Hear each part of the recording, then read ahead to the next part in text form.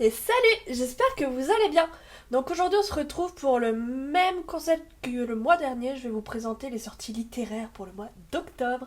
Et on se retrouve avec une sélection de pas moins de 44 bouquins. Donc autant vous dire que on va pas chômer, hein. On y va tout de suite.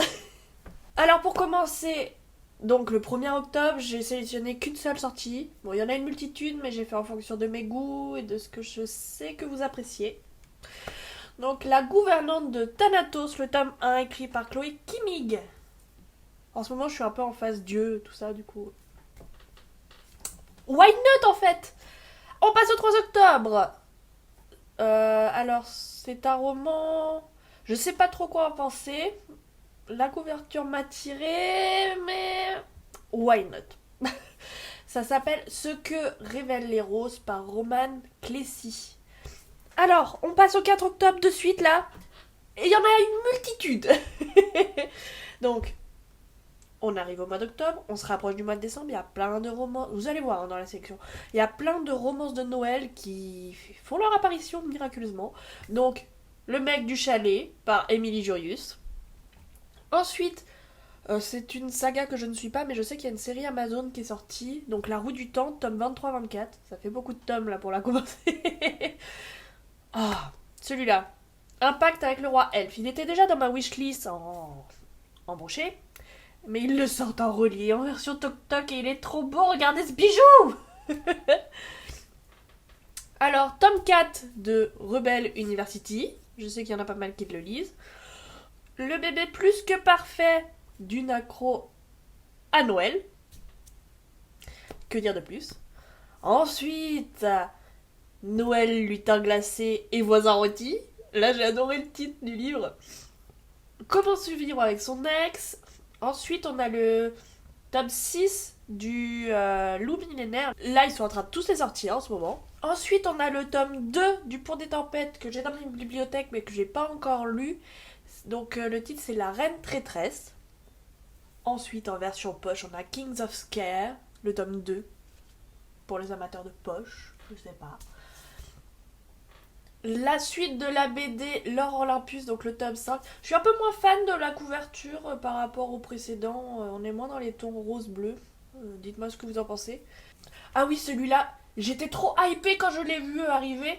Donc c'est le roman du film L'étrange Noël de Monsieur Jack. À voir. Je sais pas combien il va coûter, mais j'adore cet univers, donc pourquoi pas. Ensuite, pour finir le 4 octobre, on a Les Dieux du Campus, le tome 2, Thunder. Le lendemain, le 5 octobre, Shade of Shadows, tome 2. J'ai pas lu le 1, mais je sais qu'il y a eu passé beaucoup sur Boostagram.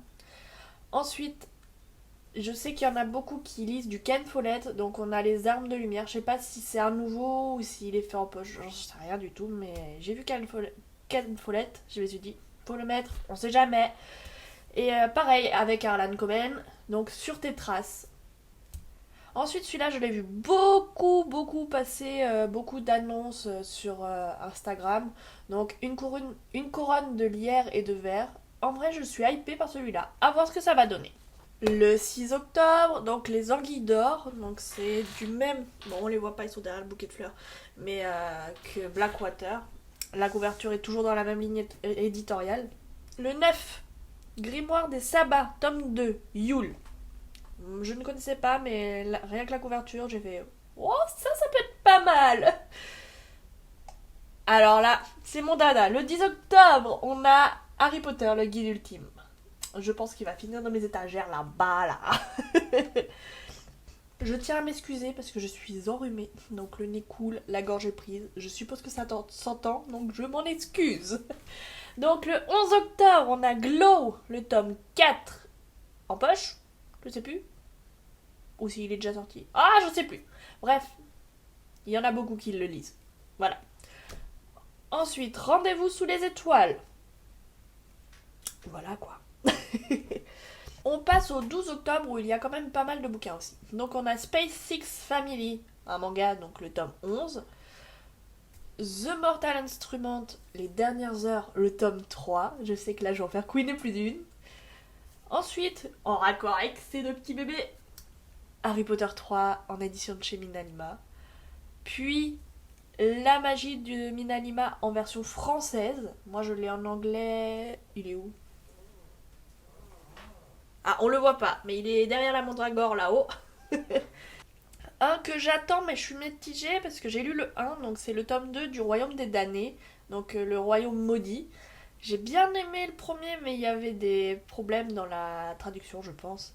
Je sais pas si c'était pareil en version anglaise, mais à voir. Je suis en attente. J'ai des attentes sur ce bouquin. J'espère que ça va relever le niveau du premier. Parce que l'histoire est bien, mais il y a quand même quelques petits bémols, quoi. Là, c'est Petite pensée à ma maman, le tome 10 des Chevaliers d'Antares, en version poche. Mais je crois qu'elle les lit pas en poche, du coup, en fait, coucou à maman quand même. Euh, Alors celui-là, ma prononciation, je ne sais pas si ça va être correct. Donc c'est La malédiction des Dragon's Blood, le tome 2. J'ai trouvé la couverture cool, je sais pas s'il y en a qui lisent, mais le tome 2 sort. Voilà. Donc aussi, du 200 d'écume et de glace, le tome 2 en version poche. C'est vrai qu'il commence bien... Enfin, j'ai le tome 1, j'ai pas lu le 2 encore. Mais je vais le tome 1 en relié. Donc je vais pas prendre en poche. Ah oui, et avec la sortie du film Dune, je crois qu'ils l'ont repoussé à décembre, le volume 2, le film le 2. Mais là, il y a Dune, Chronique de Caladan, tome 3. Je sais que ma mère a essayé de les lire, les Dunes, mais c'était un peu trop SF pour elle, je crois. 18 octobre, L'héritier trahi. Je sais pas, il sort en toc-toc, mais je sais pas s'il le sort tout de suite en brochet. Parce que moi, je les ai tous embrochés, ceux de Holly Black. À voir, à voir. Mais on repart sur un nouvel arc et ça a l'air plutôt pas mal. Boulevard, tome 2, après lui. C'est juste la couverture qui me le fait mettre là. Et du coup, j'ai cherché, je vais peut-être pas en lire le 1 aussi. Les Flammes du Destin, tome 10, en toc-toc. Après une petite BD toute pipou, Sorceline, le tome 6. On part dans la cuisine. Me demandez pas pourquoi, mais recettes gothiques, je les trouvais super. Donc, bah écoutez, le voilà, le 18 octobre aussi. On approche de la fin avec le 19 octobre. Hunger Games, la balade du serpent et de l'oiseau chanteur. Donc en version poche, il réédite comme les anciens Hunger Games.